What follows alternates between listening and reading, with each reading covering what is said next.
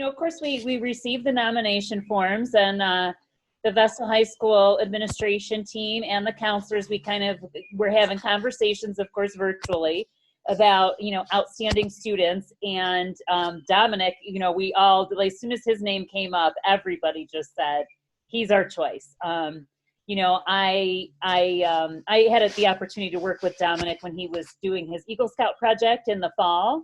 That was a long time planning. He really spent a lot of time. I'd come in for him on Sundays and unlock the building, and he recruited some buddies with him to redesign and upgrade a memorial sort of courtyard area that our over 50 group kind of maintains, and they change the decorations season by season. But it's an elderly group that does that, and he put in this beautiful, stone pavers, and he just did so much work there, and he's just such a dedicated student.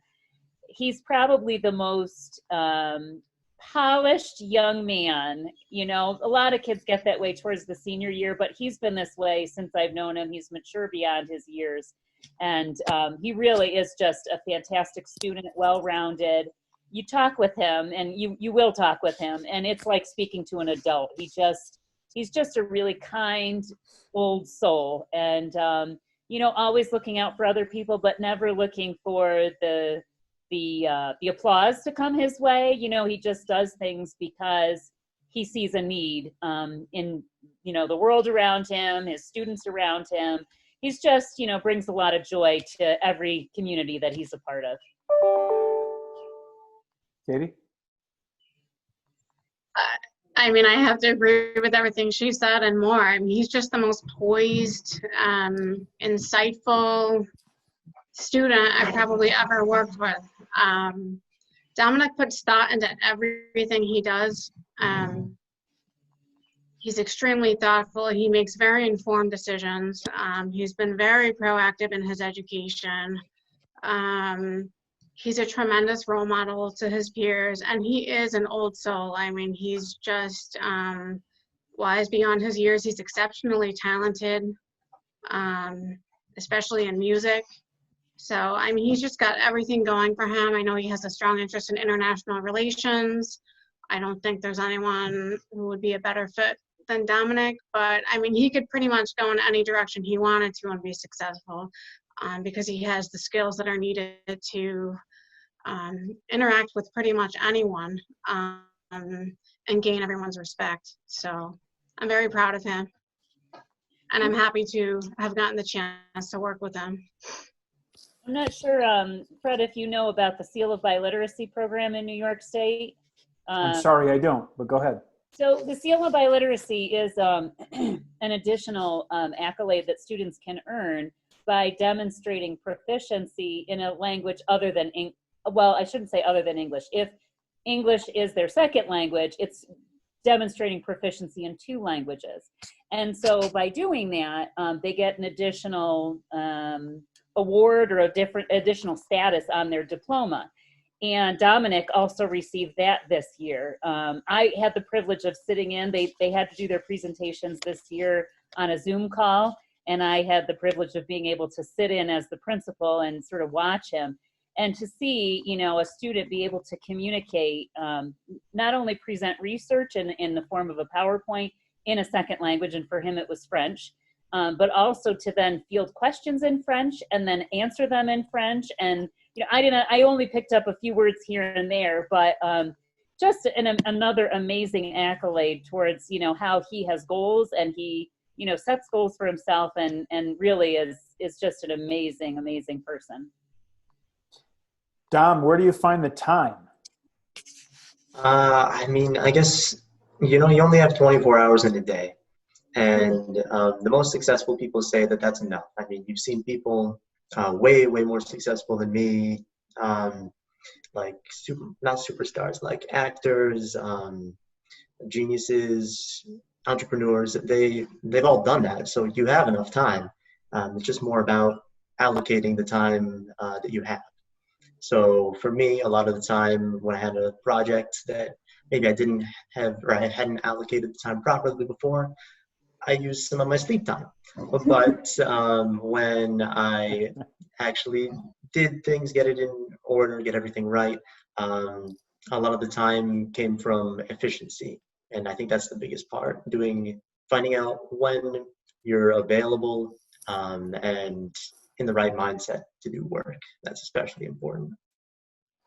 Don, just a little bit about the program. You know, we started this program a few years ago. Now, my tenure in the state senate has not been that long, but nonetheless, we started this program because we thought it important.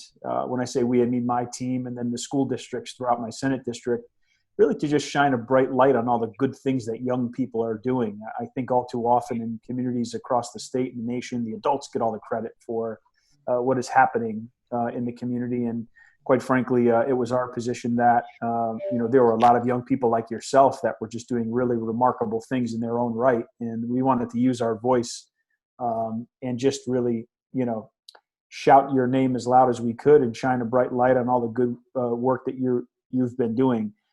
You've been described as an incredibly courteous young man, poised, I heard today.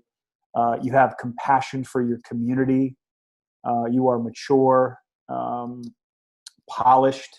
I can think of some in elected office that could use a little polishing. That might be helpful. I could think of some that could use some help with international relations. So, I think it's remarkable that you have balanced not only your academic time, but also the time in music, which I understand you're incredibly proficient at.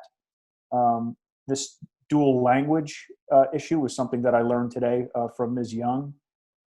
So today really, Dom, is just an opportunity for me, and I thank you for taking some time out of your very busy day just to spend some time. It really just for us to say thank you for really committing yourself to be the absolute best person that Dominic can be. And clearly, at least from my perspective, I'm sure the other adults on the line would agree, our community will be better off having people like you in it.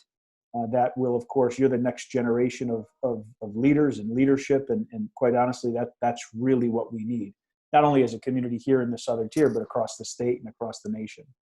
So, and I know this year has been, I'm sure, a struggle. It has been out of the ordinary for many of us, trying to make the best decisions we can to keep everybody safe, but that has really kind of put life as we know it on its ear. But we're trying to get back to some semblance of normalcy. How have you managed just to get through this different time?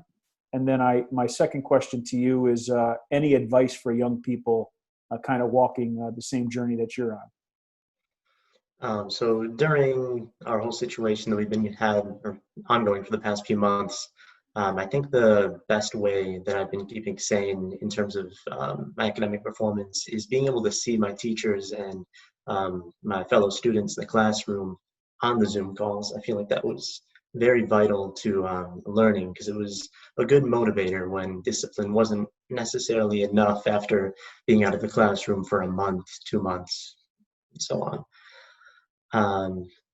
And then advice to others, I would have to say, is I gotta say it's the golden rule. It's the golden rule for a reason. Do unto others as you wish they do unto you. And I think that applies especially in the academic setting, with your relationship with your teachers and your other students, especially with your work ethic. That's extremely important. If you want the respect from your teachers, then you have to show that respect through excellence in work and in kindness as well. Amen. I think that is probably the best advice that we will get all day and probably all week. So the world would be a much better place if everybody just followed your advice. At least that's my thoughts. Again, just wanted to say thank you, spend a couple minutes with you and congratulate you on all of your successes, which they are many, and you're a young man. So there's no doubt in my mind that you have an incredibly bright future ahead of you. And I will make this offer to you. If there's anything that we can do, meaning myself or my team, all you have to do is pick up the phone and ask. I mean that with the utmost sincerity. Ms. Young knows me, so she knows I mean what I say. So please, if there's something Now, don't ask me to help you with international relationships or playing the trumpet, because I don't think I can do that. But nonetheless, if there's something I can do to be helpful to you, I'm happy to do it. Thank you. I really appreciate that. I feel very honored, and I thank you for your time as well. This is just a great way to spend my time. It puts a smile on my face because I know that this community it will be in very, very good hands having people like you in it that will continue to move the community forward. So thank you for all that you do, and thank you both for being on the line as well. Just wanted to say congratulations. Extremely well deserved, and we're proud of you. So. For sure. I just want to say that, as selfish as it is, I think you've decided to go to Binghamton University, right, Dominic? Mm-hmm. So I'm glad that you're not going too far from home, because I agree that, you're going to do great things on that campus that will continue to do great things for our community. And I feel blessed that you've been a part of the community at the school. You really have left a lasting impression, even if it's in a quiet leadership way. So you're awesome, and keep doing it. Thank you very much. I think I'll ask one last question, if I may. Do you have any advice just about relations in general? I mean, especially with what's going on in communities across this great nation and all of the unrest and the uneasiness.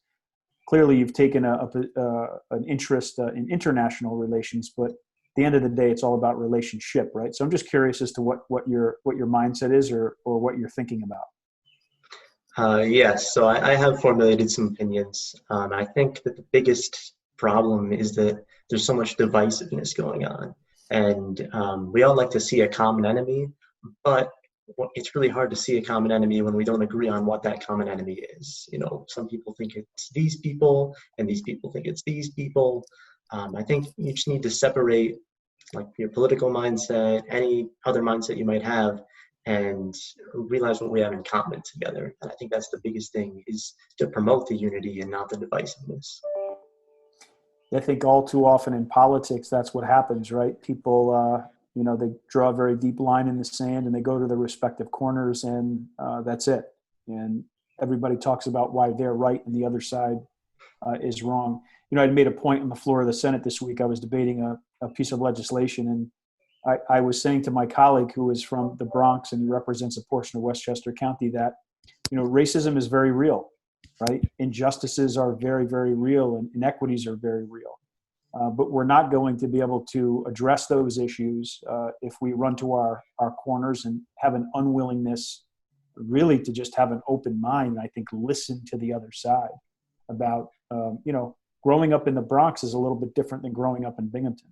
I think if we think that, the environment or the atmosphere in New York City is the same as it is here in the Southern Tier, I think we're doing ourselves a disservice. So it's my hope, at least moving forward, that we as leaders in this community will have a willingness to talk to the other side and to try to find some common ground and move forward. So I may have to call on you, Dom. Maybe you could be a moderator to some of those conversations. I think you'd be you're perfectly positioned to do that. Thank you. You're welcome. Thanks for all that you do. Ms. Young, Katie, thank you. And Dominic, again, if you need anything, please just let me know. Congratulations.